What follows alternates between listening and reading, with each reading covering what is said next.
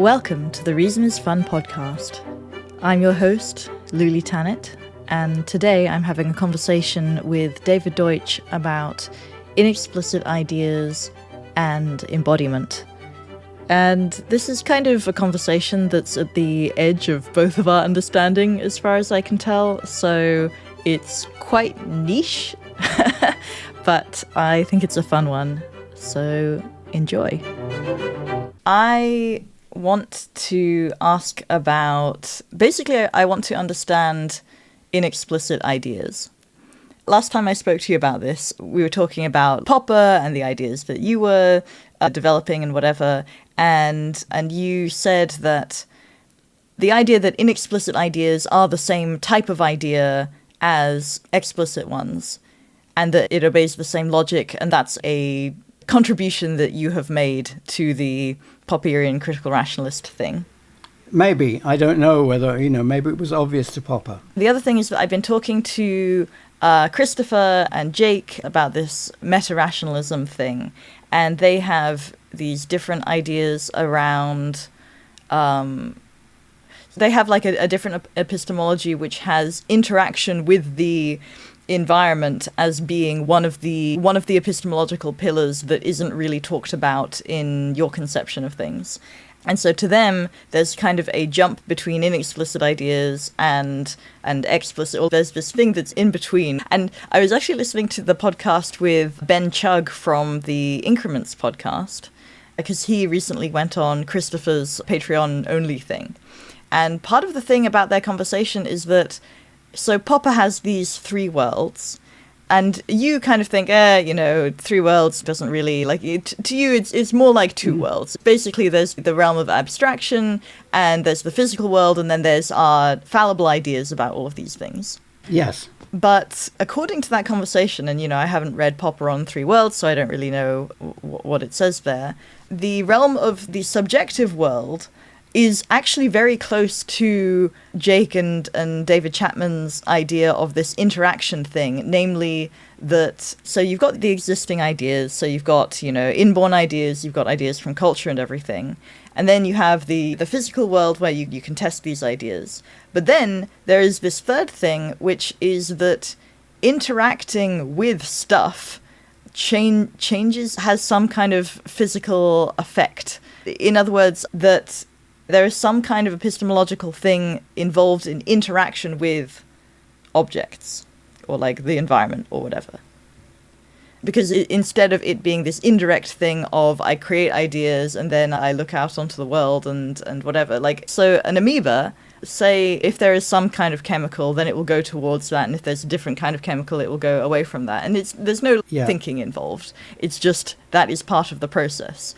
And then, so the theory is that the physical human beings have a bunch of those as well, and this is not just completely disconnected from our cognition, that it is not pure reaction, there's also this sort of thing where it... Yeah, well, I mean, I wouldn't classify interaction as a separate thing, because once you understand that there's such a thing as the mind acting on the person and therefore on the outside world, and the outside world acting on the senses and therefore on the mind and on the person. If you put those two together, that's called interaction. And when you, like in science, where you have a theory, you have to go and test the theory. But it also, the same idea applies to interacting with your own body. So if there's a lot of computer processing going on inside your gut, for example, which is a popular idea apparently now, then this is not separate. This is not a separate conception from things happening in your brain. I mean, it could be that your brain and your gut are a combined system, just as your visual apparatus and your auditory apparatus and your higher cognitive functions and so on, they're all in a sense separate processes going on in the brain, and they interact with each other. And if some of that goes on in the stomach, that's fine. The place where I would draw the line is if you say that the stomach doesn't need a physical connection to the brain because the stomach is also part of you, and therefore you are thinking within the stomach. Yeah. This reminds me of people asking what would it feel like to be in parallel universes? What would it feel like if you were split into a person in 10 different universes?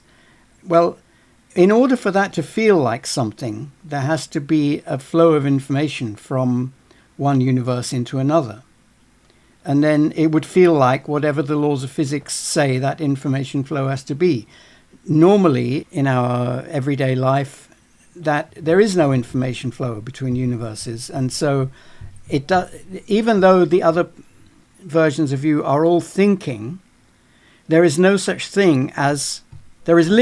no such thing as what it is like to be this multiple person.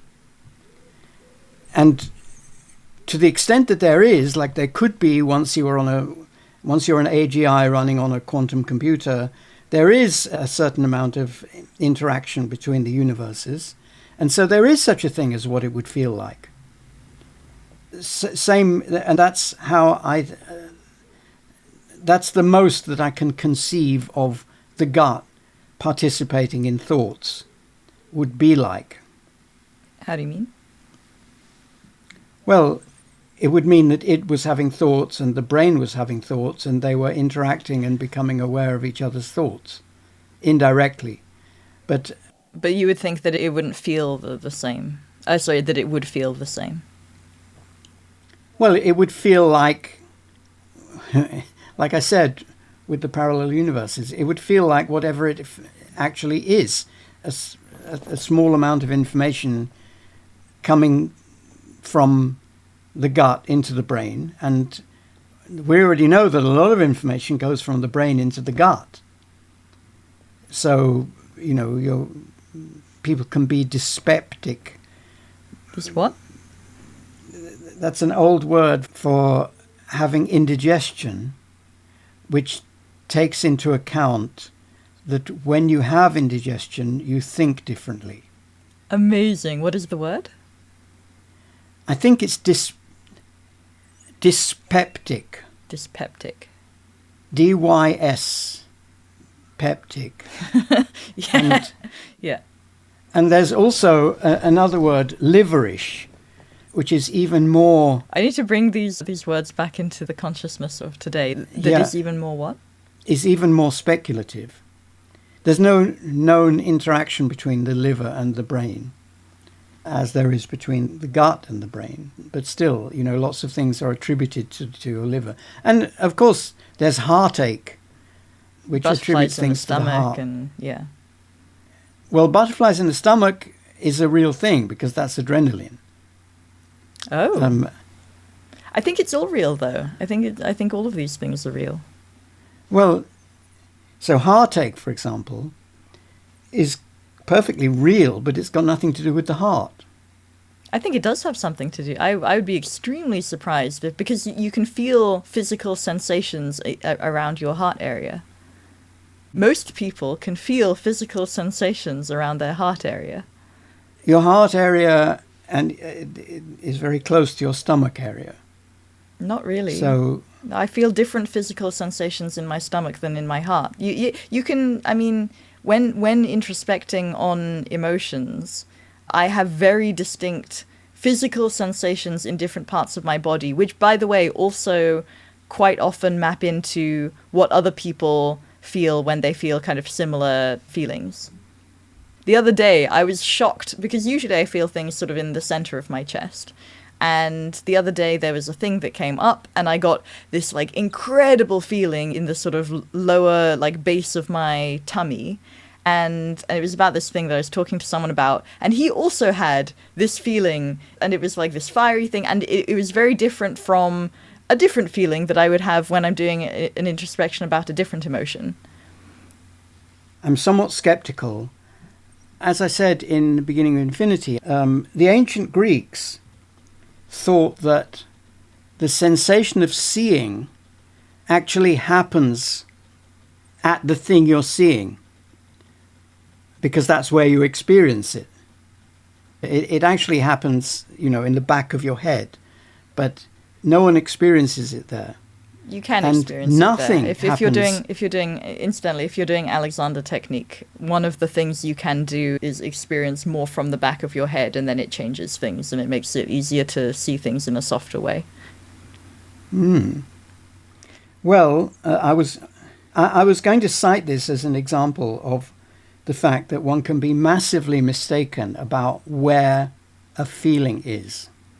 Your feelings can be about and from different things, but that's because the act of looking in those places physically changes your feelings.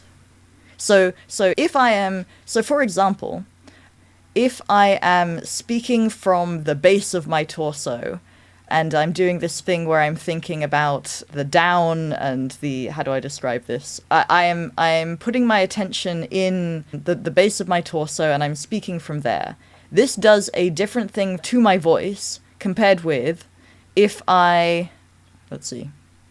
Now I'm going to speak from my head, and this is so now I'm speaking from my head, and I'm kind of ignoring anything sort of below my neck. And the quality of I don't know if you can tell, but like the quality of my voice tone is different now compared with if I speak from my heart, and then there's this thing where it's not like literally speaking from my heart, but I'm noticing the sensations in my heart while I'm speaking, and this gives a different tone and a different mood, and like I'm smiling in a different way, and all three of these things are different, and they all affect my physical sensations and emotional sensations and the resonance of my voice and sort of my phenomenological experience. So how does that fit into what you're saying? Well, only by saying that this could all be true in the sense that it affects your voice and your feelings and so on. And it could still all be true even if you're attributing it to other parts of your body was not true, or was less true than you think, like with the Greeks, and thinking that when you're seeing it's happening over there. But you can physically feel someone's body change. You can feel when they're not putting any awareness in a particular part because that part of their body feels rigid. There's phantom limb phenomenon, where you feel things in a limb that isn't there. And if it's pain, for example, it's perfectly real pain, but the attribution... I'm not saying that you can't be mistaken about it. I mean, that's FM Alexander's faulty sensory appreciation. Yeah, your feelings are very error-prone. However, there is a thing that is a physically embodied thing where you are in fact feeling, in the sense that those sensations are in fact there, that your body is in fact moving in a particular way. There is an objective fact about what sensations exist there to be found. Like, there is an objective fact about how much adrenaline is there or what your muscle tone is. Yes. I'm not sure what you're asking. I mean, I think things can be actually there. They can be actually affecting you, or they can be not there and still affect you. The thing I'm trying to point at is that there is something about something like the fact that you are a physical person in a physical environment and that your feelings are physical, and all of these are part of how thinking works. What do you think of just that statement? I agree with it, but I think you won't be satisfied with what I'm agreeing with because I would say the same thing about, I would say that about parts of my body, but I would also say it about my computer or about my car or my house. And for a scientist, you would say the same thing about your equipment, your apparatus. And both of them, all these things are just manifestations of the fact that when we are thinking, we are using our environment as an add-on to our thinking. I don't think it's an add-on. I think it's possibly a precondition. Yeah, well, so we've discussed this before about sensory deprivation tanks. So some people are monks and they go into a monastery where they take a vow not to speak, like either for the rest of their life or for 5 years or for 1 year or something. So then they don't speak. And I can imagine a kind of monastery where you also take a vow not to have any input as well as not to have any output. So you have your input and output to God. So you only talk to God and God only talks back to you. And when God talks back to you, I think that's a real experience, but I think that God isn't real.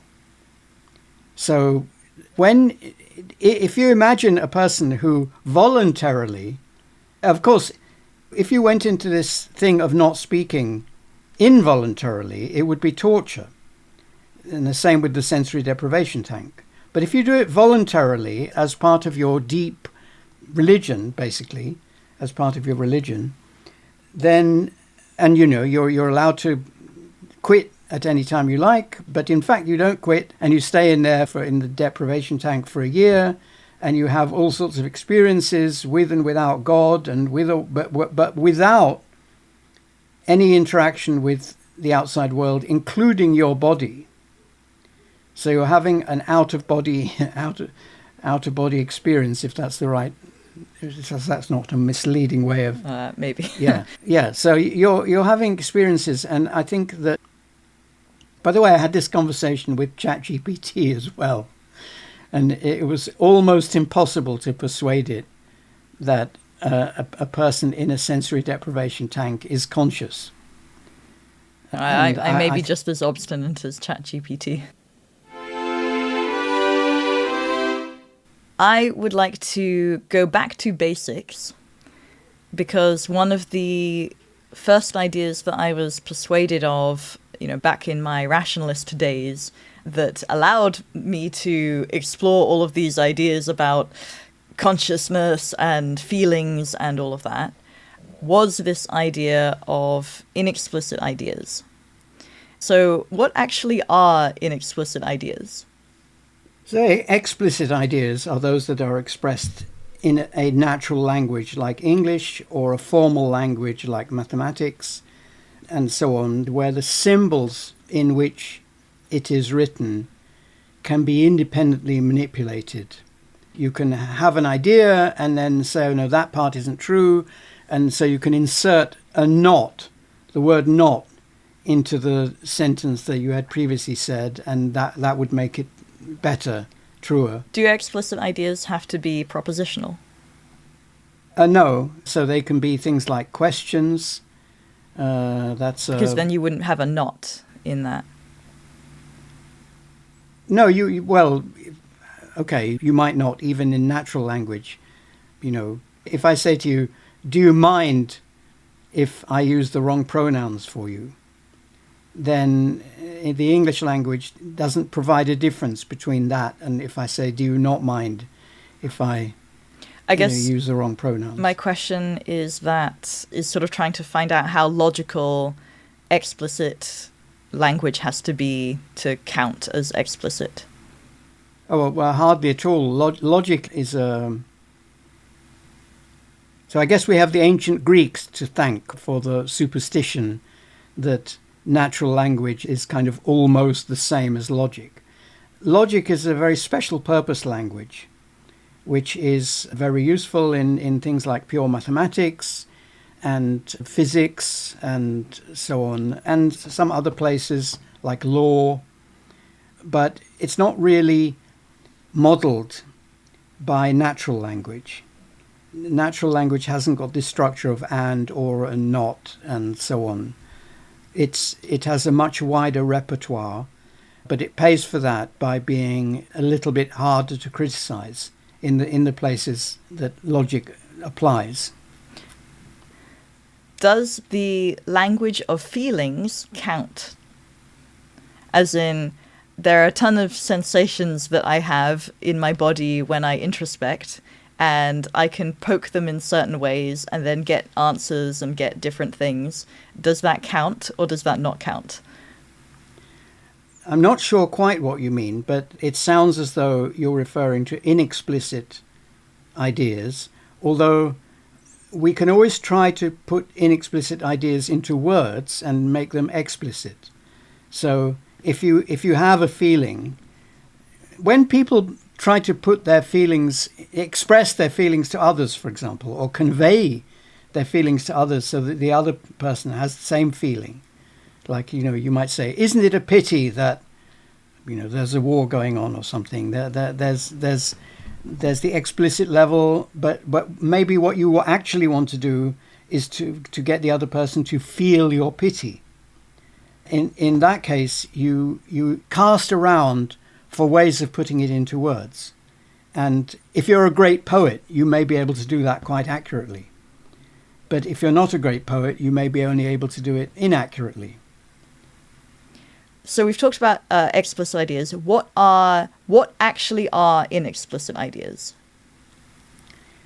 They are all information in a mind that can affect the mind, but is not expressed in any kind of language, symbolic language. How is that even possible? Because presumably the brain has some kind of code that it's running, and presumably it has some kind of symbolic language that it's running. So how is it even possible that there could be inexplicit ideas?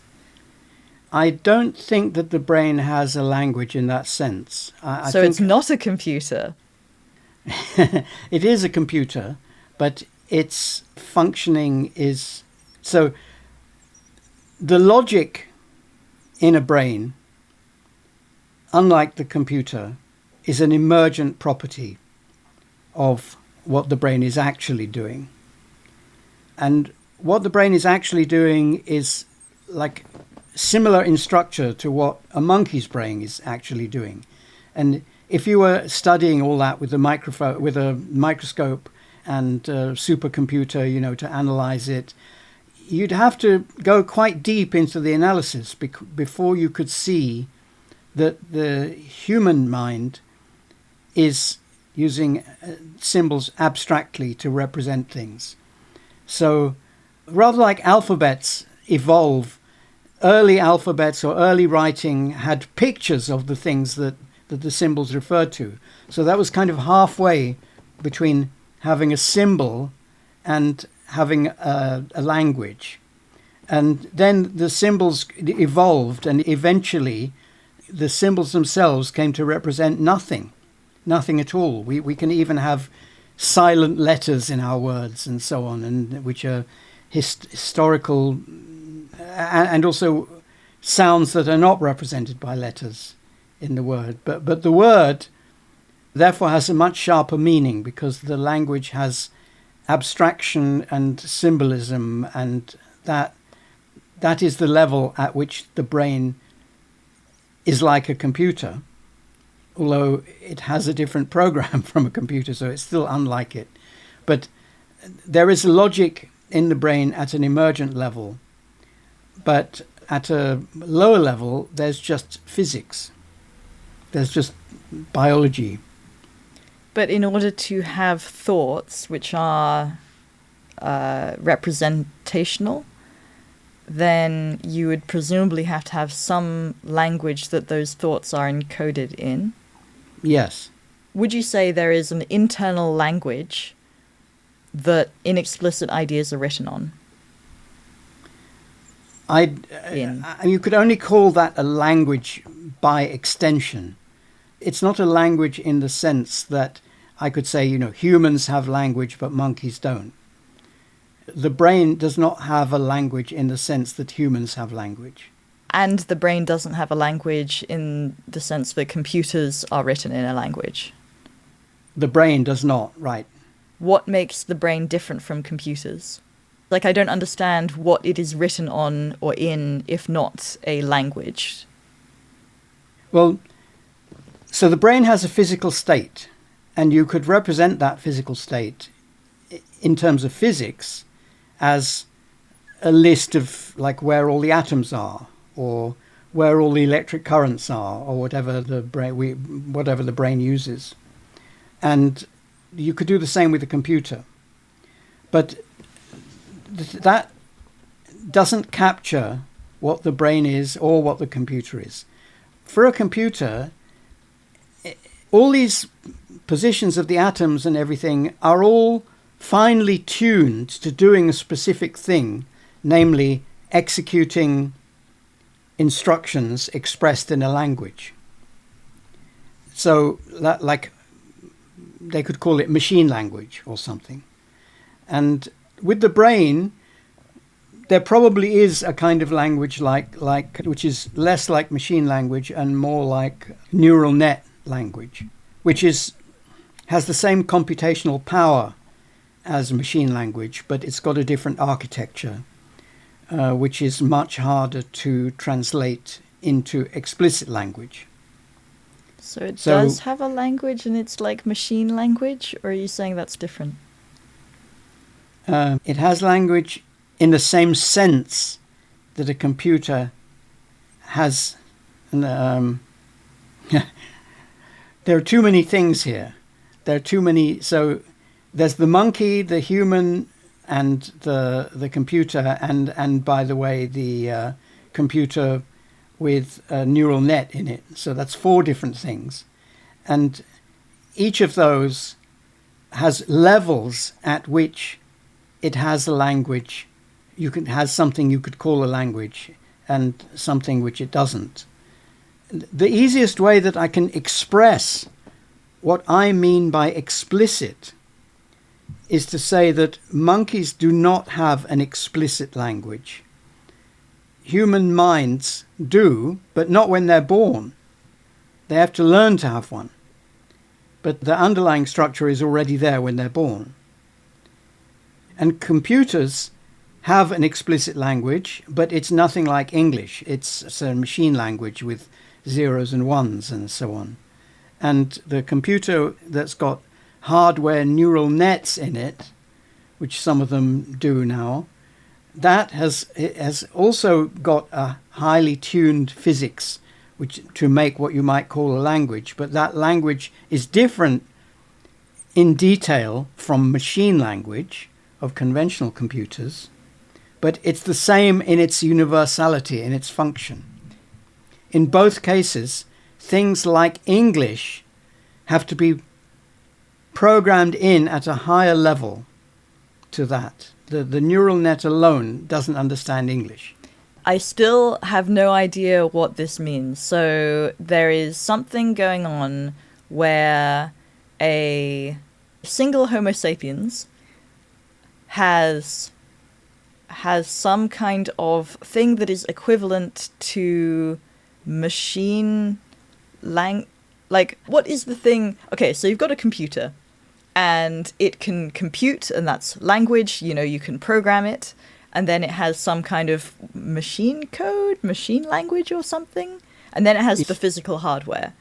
And the machine language navigates between the code... and even below that, there's the laws of physics. And below that, there are the laws of physics. But between the code, which is explicit, and the hardware, which is just hardware, it's neither a language nor it's just an object, there is a thing called machine language, is that right? Machine language, which I think in the catalogue it passes for an explicit language. But nobody could understand... Or an explicit. An explicit language. But nobody could ever read that language for a real program because it's too complicated. Okay, so it is a language, but it is too hard to read, and therefore there is code, which is the human readable version. Yes. And then in people, in Homo sapiens, there is... On the one hand, you've got your physical body, you have presumably a squishy brain version of RAM and hard drive and so forth. Yes. You've got also English or the language that you speak, and that's like code in a certain way. You also have Yes. the internal version of this, so you might even have, I don't know, I could imagine you would have language in images that still counts as a language inside your head. Yes. And so far all of this is explicit. And then you have the inexplicit stuff, which... some of the images are not explicit. Like, you might be able to, for example, I can recognize you on the screen, but I wouldn't be able to describe you in such a way that DAL-E could reproduce your face. That is more because you do not know what the explicit version of that... I see. Yes. Okay. But the mere fact that I can't do one thing but not the other Gotcha. shows that they are different things. Okay, but in general, the inexplicit language is a little bit like machine code in that it is a language, but it's kind of too complicated to actually use directly. Yes, but unlike computer machine code, it doesn't have some of the features of an explicit language.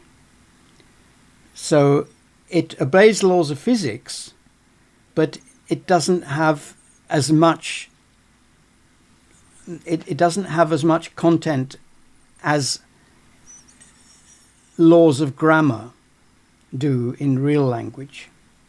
In a real language, like a high-level computer language or a natural language or logic and so on, there are grammatical rules that allow much more subtle shades of meaning to be criticized, at least. I don't know about expressed, because some people might say, you could paint a picture which conveys more than 1,000 words and nobody could say it in words, but you could say it as a picture and so on. But even then, it doesn't convey these subtle meanings in the same way that explicit languages do, namely via grammar and via rules of expression in the language. It does it a different way. And just like we can't yet describe any qualia in explicit language. Maybe one day I think one day we will be able to. But at the moment we can't, which just shows that... This seems very controversial. See novels, poetry. As I said, fine poets and fine novelists can convey some qualia. But this is not the same as having an explicit language. If you know a computer language like C or something, you're hesitating. Yeah, because if you compare C and then another programming language, which is what you were about to say, you can have a complete one-to-one correspondence. It can do all of the things. However, and all of those things include every instruction that the computer can possibly obey. Yes, but it's still something like very simple, logical, straightforward, whereas in poetry, in talking about your feelings, in like conveying these things that are qualia, that has so many different levels of stuff that it just I would say it's not that we can't do that, it's just that there is so much content there that it is very difficult to make that, like, because you can I can describe something about what red is like, and you can indeed have the same qualia after I describe something about what red is like to an extent. So not 100%, but if you imagine like there's a Venn diagram and there's my understanding of red and your understanding of red, and I can say, well, red is this warm color, there's a sort of excitement, I can describe various things, and you can in your own self have some of those experiences even if the whole experience is not fully captured. So why would it not be, like, why is this not just the fact that when it comes to qualia and phenomenology and sensations and feelings and emotions and all of that. It's that those necessarily refer to a much wider range of stuff because it also interacts with the ideas that you have and the language that you grew up in and your context and what time of day it is and the humidity and, you know, all of these things that change the actual content of the qualia. Whereas with a computer, all of that is irrelevant because it's this closed system. Yes. I'm not sure how that relates. I thought we were talking about what you know, basically what a language is, what explicit means. When I say explicit means expressed in a language, I mean in a language that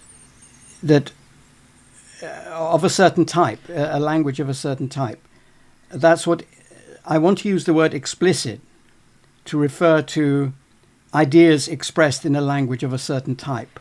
But my question is it actually a language of a certain type, or is this more of a gradation because you can be talking about a wider variety of stuff, and once you get so context situated that there's just an impossibly large number of things to account for, then it doesn't quite have the properties that the computer language has, but only just because it's complicated rather than because it's impossible.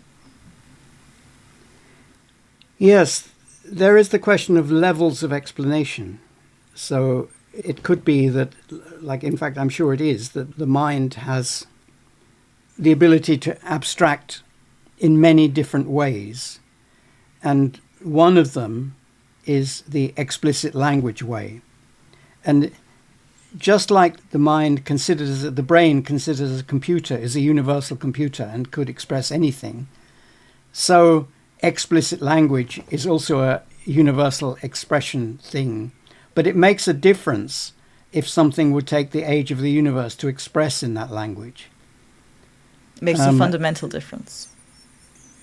Well, depends what you mean by fundamental. But what I mean now is that it's a meaningful difference to say that something is expressed in English or something is expressed in the internal representation in my brain.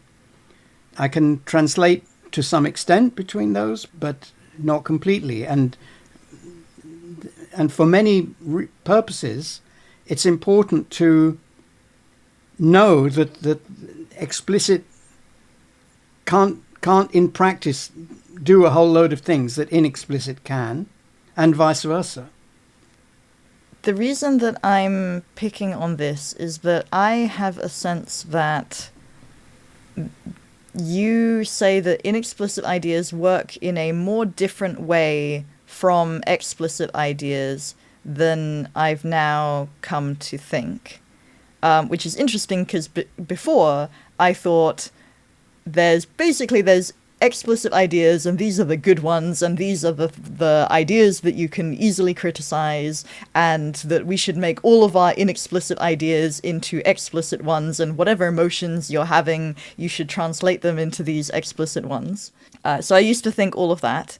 And then I was persuaded by you that, oh, actually, most of our ideas are inexplicit because for any explicit statement you make, that refers to a ton of inexplicit stuff. However, you also said that in order to change... So I was sort of alarmed by this idea that most of our ideas are inexplicit, because I thought, well, then how do you criticize and improve them and get better ideas?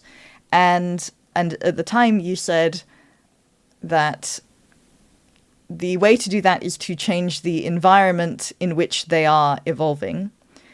And I still don't fully know what that means. Basically, the kind of the idea I had was, okay, there's a ton of inexplicit stuff. I started taking the inexplicit stuff seriously. And then I thought, okay, so basically you can work with the explicit stuff and you can only indirectly work with the inexplicit stuff. And then I did a bunch of these personal development courses and looked into emotions and discovered techniques like focusing from Eugene Genlin and all of this stuff where you can directly go, or I don't know if direct is the right word, but you can systematically make some of that inexplicit stuff explicit. So that the technique of focusing is basically reaching into your unconscious, subconscious, and then pulling out and making explicit what's there, and then checking it against the inexplicit stuff, because you have a physical body, and it turns out that a lot of inexplicit stuff is basically accessible via physical feelings, physical sensations. Like your body will have a different kind of sensation associated with different ideas, and then you can check your guesses about what your explicit ideas are by basically saying them to yourself and seeing if your body kind of responds in certain ways. And then I thought, maybe inexplicit ideas are actually, like, do have their own internal language, and that you need these translating tools like Genlin focusing to do that. But you kind of say, oh, well, they're not really in a language, they're not really accessible unless you change the environment under which they evolve. And I'm thinking, what do you think inexplicit ideas actually are?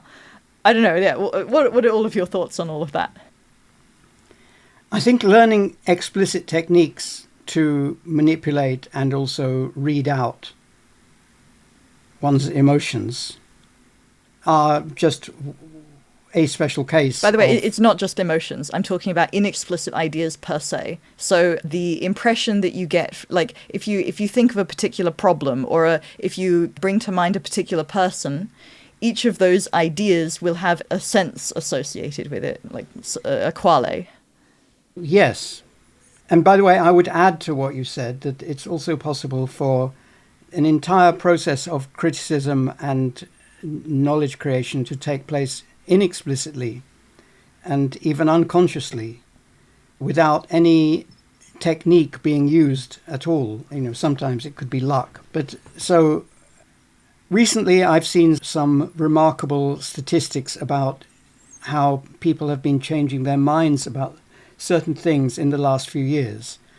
Gay marriage, for example, is an example where just a few years ago, the great majority of people opposed legalizing gay marriage, and now the vast majority, in the West anyway, are in favor.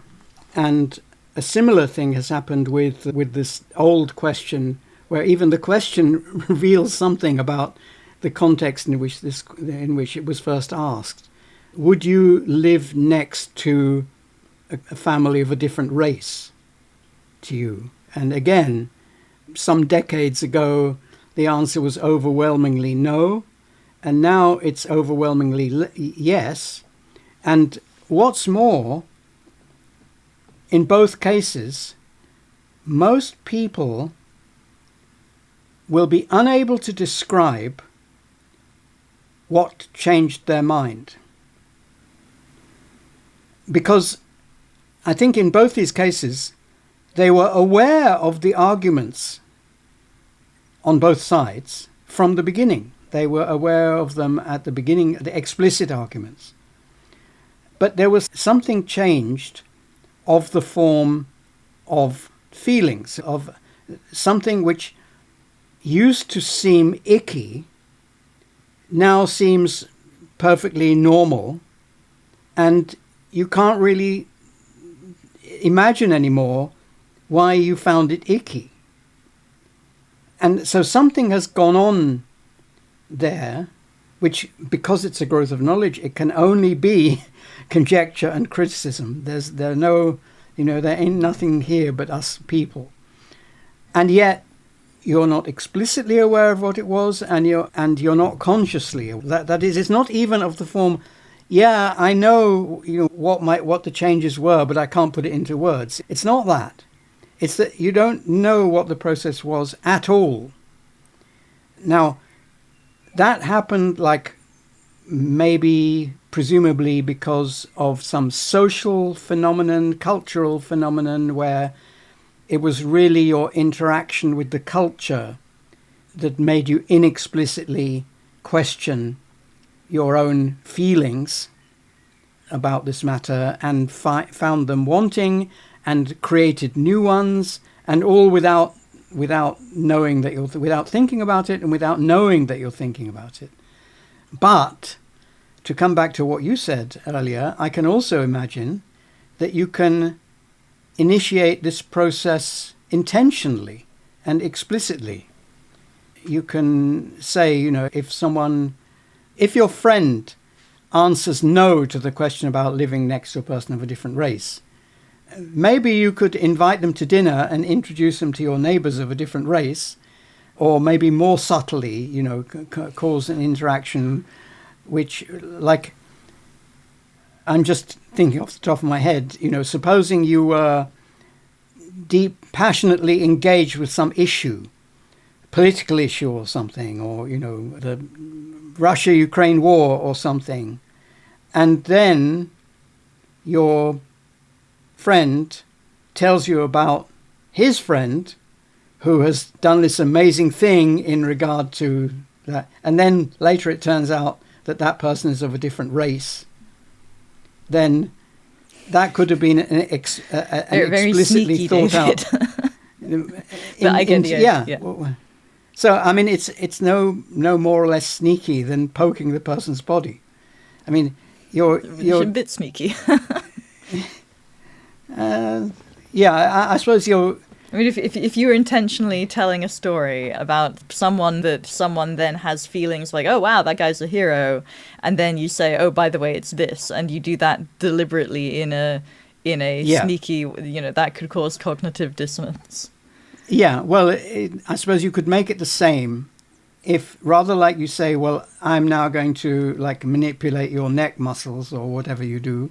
And it's not how it goes, but okay, go on. Yeah, but I'm just speaking off the top of my head, as I said. Yeah. Or you could say, when the person says, I would never live next to that kind of person, then you could say, well, I could tell you a story that may change your mind. Yeah, okay, but going back, so did you finish your...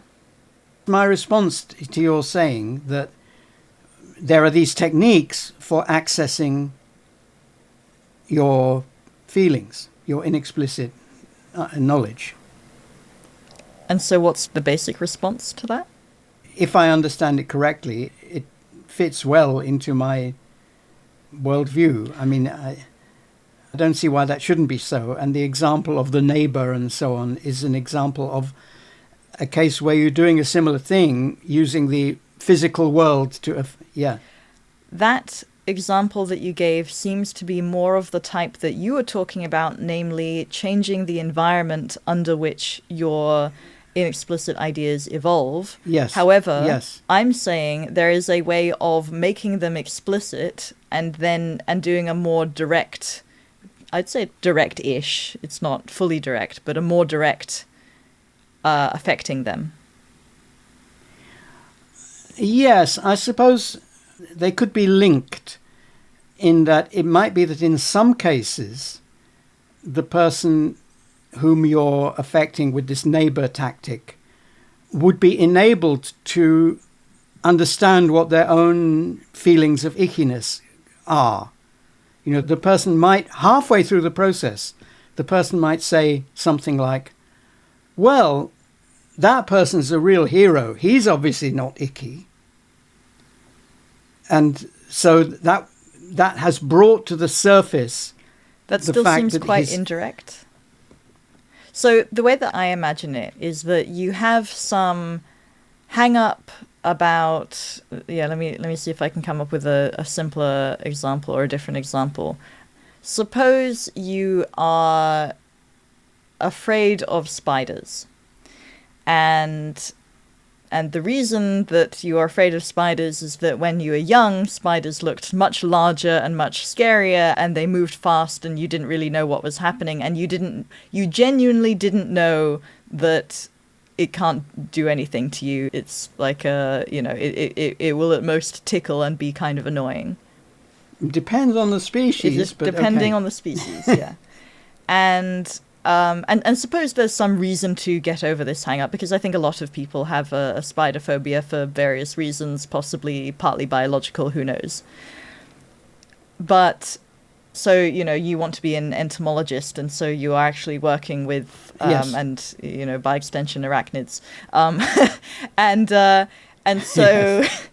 and so you notice that you do this Genlin focusing. You go into your feelings. You resurface some kind of either memory or like vague impression from when you're young of this.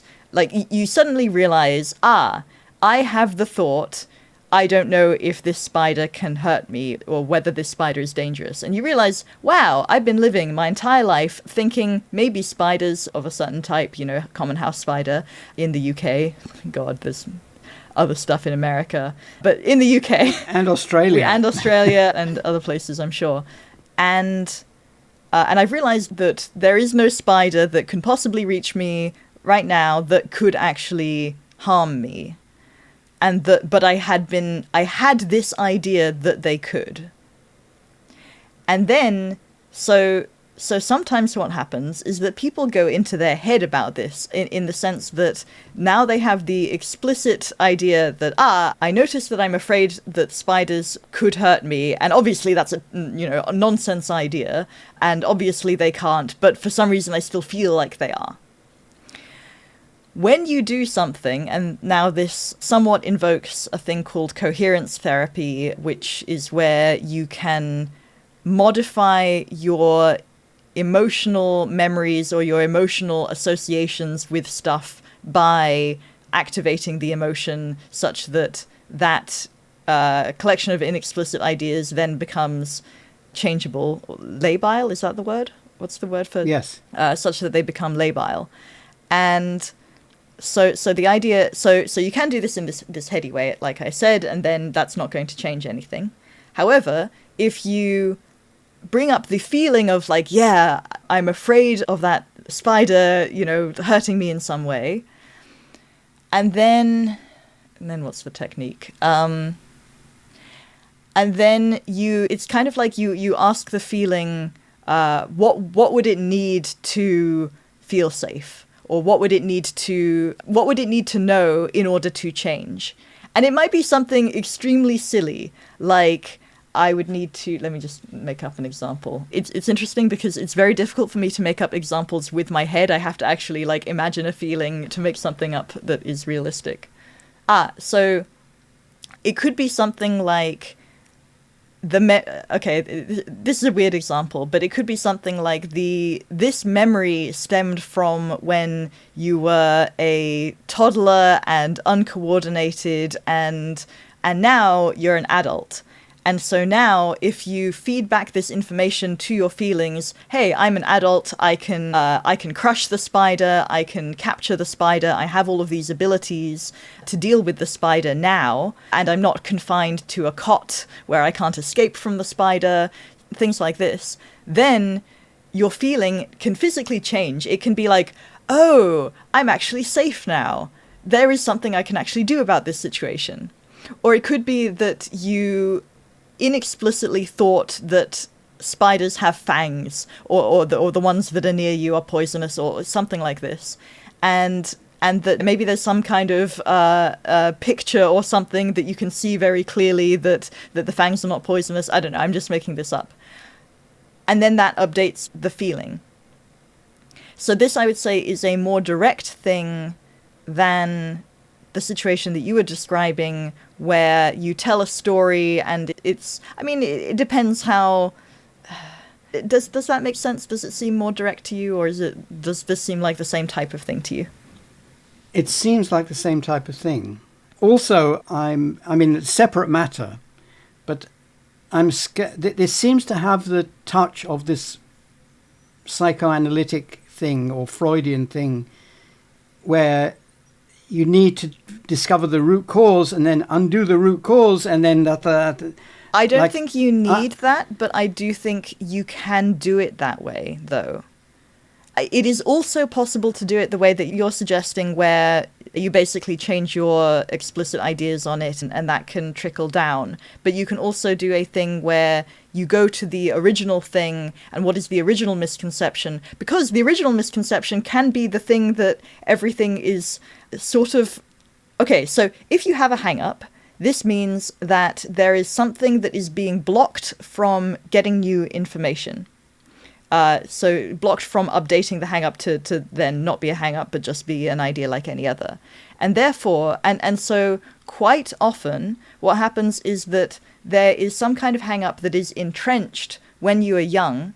And so even if you do a lot of the explicit criticism of all of the ideas that sort of stem from or that originally kind of came out of that, it's like the source doesn't matter, except in the case where the source is the thing that is entrenched. The source is being entrenched, namely that it doesn't matter if it's the source or not. It just matters where the entrenchment point is. Well, for one thing, we're getting into ramifications of ramifications. But for one thing, I think a hang-up with a certain origin, like you say, it begins in the cot where you can't get away from the spider or whatever. As you experience that, or as you are affected by that entrenched process later in life, that may have begun much later. It may have begun when you were a child, or when you were also an adult or whatever. And so it may not be necessary. It seems to me that often it would be too much effort, unnecessary effort, to trace the history of that entrenchment. The entrenchment probably didn't happen at one instant. It probably happened over time with several experiences. And then there's the question of why didn't it go away? Why didn't it go away when you were an older child? Why didn't it go away when you, with a whole load of other bad ideas, when you became an adult? And the answer may be that although it began with some early thing, the reason why it's with you today is much closer in time to today. You mentioned wanting to be an entomologist. So I think if you want to be an entomologist, you don't have to do much to lose your fear of spiders. It will happen naturally as you don't have to go back to your childhood or your hang-ups or anything like that. You will, as an entomologist, you will have a way of dealing with spiders that involves excessive precautions and barriers and so on. You can do it that way, but I'm saying there is a way of doing it in a more straightforward, direct, and... No, sorry, that's not what I meant. When you have these excessive precautions, that's a problem, because it means that when you go into the spider laboratory, it's going to take you extra time to do particular things. Sometimes you'll do a shortcut and you'll say, okay, I won't do that this time. And, it's not going to bite me this time. I mean, sorry, that's all explicit. But yeah, the implicit version. Mm-hmm. Yeah. And this is manipulating your environment, not through any kind of plan to do it, but simply because that's the logic of your situation. Again, I think that is a valid way of getting over hang-ups, and I don't think it's the only way, and I don't think it's the most direct and fast way. So, yeah, especially if you don't have much time to go into it or whatever, then that approach seems fine. But there is also this thing where you can, sit in your room and do an introspection and do some trauma processing, and then you come out and then you just are not scared of the spider anymore. Or you do this with a therapist or something, and then it's, you are transformed as a person from doing this, and that all of the ideas that hang-uppy thing was holding tightly together, they also get freed up, and it's easier to have different ideas and go through life and so on. So, yeah, so I don't know. I don't like basically you keep saying, oh well, you can change the environment in which the hang-ups evolve, and I'm like, yes, that is definitely one way of doing it. This is probably an unfair comparison, but well, let me just say it anyway. It reminds me of gay conversion therapy. So my view of gay conversion therapy is different from everyone else's. I'm sure that there is a way of doing gay conversion therapy that, quote, works, in that a gay person who says they want to not be gay, there exists a way of changing their physical environment for a while such that when they come out, they'll be a, quote, well-adjusted straight person. I think that exists, but it is absolutely not known how to do it. And the gay conversion people enormously underestimate the amount of knowledge that would be needed to construct such a therapy. Now, my sort of impression, just my impression, and I said you'd think it was unfair, but my impression of this spider conversion therapy is the same, but less, I think much less knowledge is needed. And I'm sure that there are spider conversion therapies that will work for many spider-afflicted people. But I'm sure, I have the quale of being sure that there are many spider-afflicted people. Well, of course, there are many who do not want to lose their phobia or whatever. But even among those who do, I think there are many for whom there won't be any known therapy that can do this. Okay, I assert there are known therapies, plural, that can do this, and it's not even as hard as you're thinking. Although there is a skill in learning how to do the right type of introspection, and so there might be, you might need to acquire the skill before you can then go in and address hang-ups. But I think, and again, I want to say, you imagined this conversion therapy as changing the environment in which the inexplicit ideas evolve, which I think is the slow way of doing this. And it's a convenient way in a certain way, but that there is a much more direct route in. Well, isn't the conversion therapy more direct? Because they don't question the person and say, well, when did you first have gay feelings? Or maybe they do, I don't know. I don't know. I'm not going to tell. But I'm saying, when you have an actual phobia or a thing that interferes with your life, or a hang-up, or a way that your mind feels stilted, these are the things that stuff like Genlin focusing and coherence therapy and internal family systems therapy are excellent at addressing relatively quickly, relatively directly. It might take us a whole other conversation to go into exactly what are each of these things and why do they work. So maybe I'll just leave it at that. Okay, yeah. I mean, do you think this would work for racism and, big problems like that?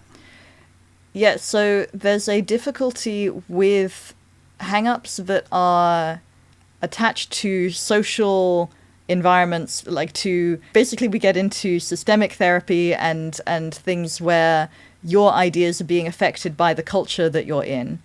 We have done a ton of work on how to address hang-ups around parents and children and families and romantic relationships. So we've as a society, we have focused on those partly because that's where a lot of the stuff stems from.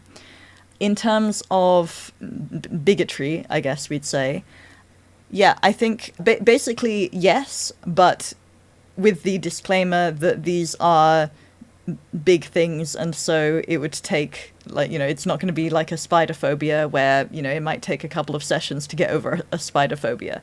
Because it could be that some things are fixed in place because you have wrong ideas about, the nature of other people's or something like this. Also, usually when there is this conversion therapy type thing, at least based on the stereotypes of how people talk about it in everyday life, it sounds like they are coming to this, it's that they are not fully on board with being converted. You know, a racist doesn't actually really want to have an intervention where people say, oh, you're a bigot and you should change your ways. And so the more there is, so basically they have to actually be interested in this. And I don't know, and there's also a thing of like, what is right? It might be right for that person to be gay, and it might be that he finds out that when doing this therapy thing, actually, this is his true calling, and the reason that he wanted to change was just to please his parents, and therefore he doesn't get converted to being straight, but he gets converted to being super gay, you know?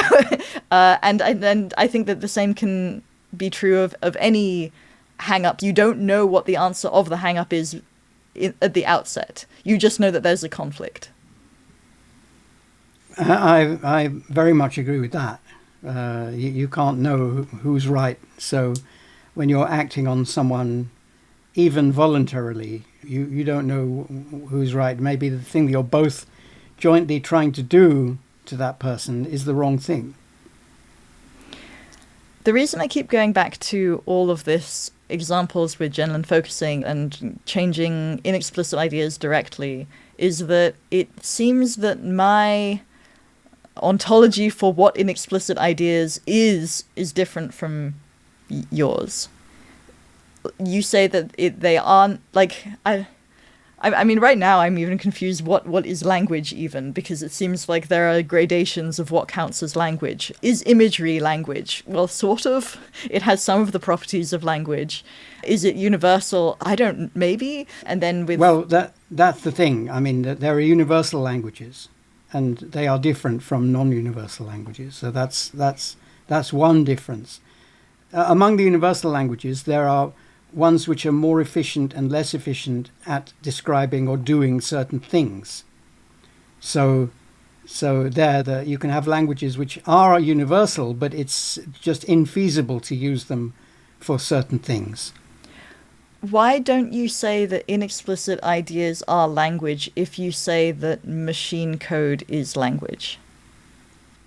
Well, machine code and English have in common that it's fairly easy to persuade oneself that they are universal. With computers, certainly, you can actually prove that in this language, you can instruct the computer to do anything that it is capable of doing.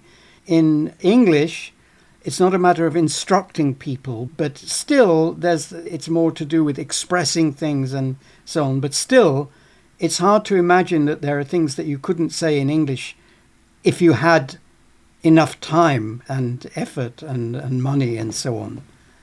With pictures, although it's said that they're worth 1,000 words, it's not obvious that you can express things in pictures that are subtleties that it's relatively easy to express in language.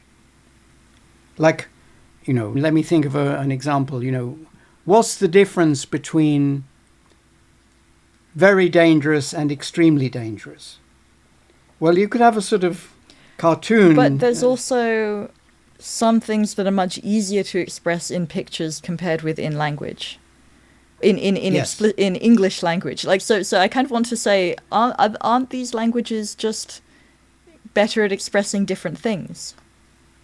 Yes, but unlike English, there are things that they can't express. They can express certain things much more conveniently than English can, but there are certain things that they can't express at all, which English can. Are there not things that English can't express about imagery? Well, like the qualia, which you were saying earlier? I don't know about qualia, so it could be that qualia don't behave in the way that I think they do. It could be that there's a whole different universality to them. Do you think that, in principle, you can fully express the qualia of seeing a painting in English, in principle. In principle, I would have thought so.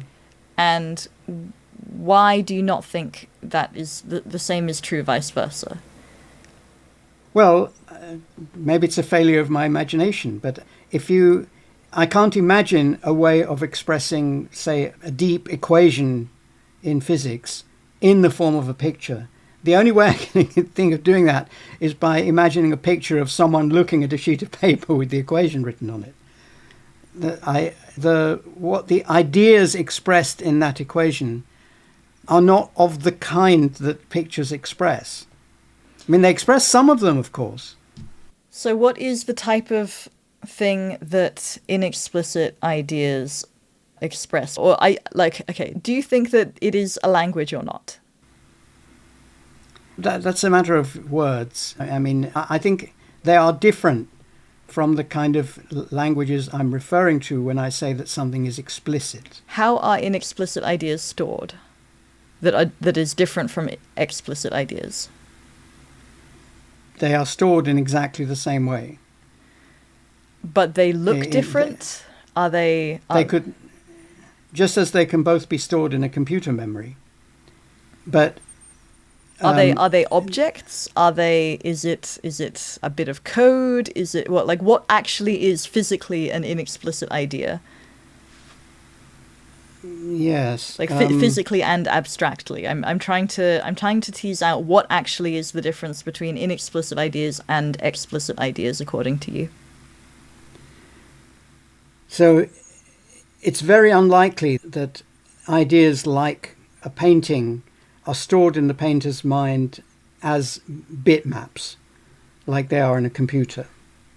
They are stored in some other way, which we don't know, but then we don't know how anything is stored in a brain. It's certainly not the same as how we do it in a computer. So that both the equation and the picture can be stored in a computer. When the equation goes into a computer, it can be translated directly into something that a person can read. In the case of a picture, you have to see it to appreciate it. I don't know, you're probing the fact that I don't know what qualia are, but nor does anyone. The reason that I'm digging into this inexplicit ideas thing so much is that I expect that this is related to what consciousness is and how we come up with new creative ideas and what is the thing that is different in the human program compared with a dumb computer or an animal. Yeah. And it seems that you and I have different ideas about what inexplicit ideas are, how they function, and so that's why I'm interested in this. Do you also have the suspicion that inexplicit ideas is possibly the secrets of consciousness, or what do you think of that? Well, a secret of consciousness. Since we have no idea how to encode things like consciousness and qualia in a computer, there's something we don't know.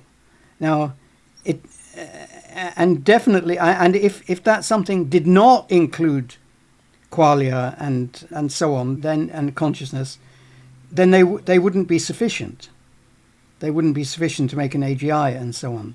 So whether understanding that is enough to make an AGI, I don't know. And whether understanding it, once we understand it, can be translated back into the form of things like equations, I don't know that either. Equations or words in English and so on. I don't know that either. I think maybe the reason that I'm resisting your different worldview is that I just don't know what it is, and I want to make the simplest assumptions I can about how it might work. But I'm perfectly open to thinking that it might work in a different way, and it might require an entire new vista on things. And as I just said, it might be that once we've got this new vista, we can then translate it back into the old vista, and we find that it doesn't require anything new after all. Like people did with theory of evolution. it was thought that you'd need something other than physics to explain living things. And then Darwin solved the problem. And then, like 100 years later, we worked out how to translate these concepts like genes into concepts like molecules.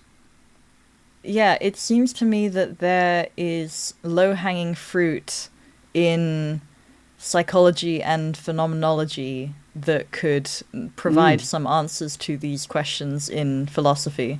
And so that's why I'm diving into it. Well, that's one of the reasons. Cool. Fruit. Yes. Good. Yeah, any final questions I have? What would you need to know what these vistas are that I'm exploring? Well, I think you're providing it. If I heard more kind of high-level theory about what this vista is and how it relates to vistas that we know about. Vistas that you know about. Yeah, if you say so. Yeah, no, but I mean, seriously though, like I think that there are some very good ideas that seem completely separate from anything you've thought about and that fit in very well. Okay, so it sounds like in a future conversation I can bring to you some of the theories and just give you the high level things and see how they fit in. Yeah. All right. Cool. Sounds good. Cool. All right, I think that's all the time we have for today, so thank you for joining me. Well, I look forward to continuing.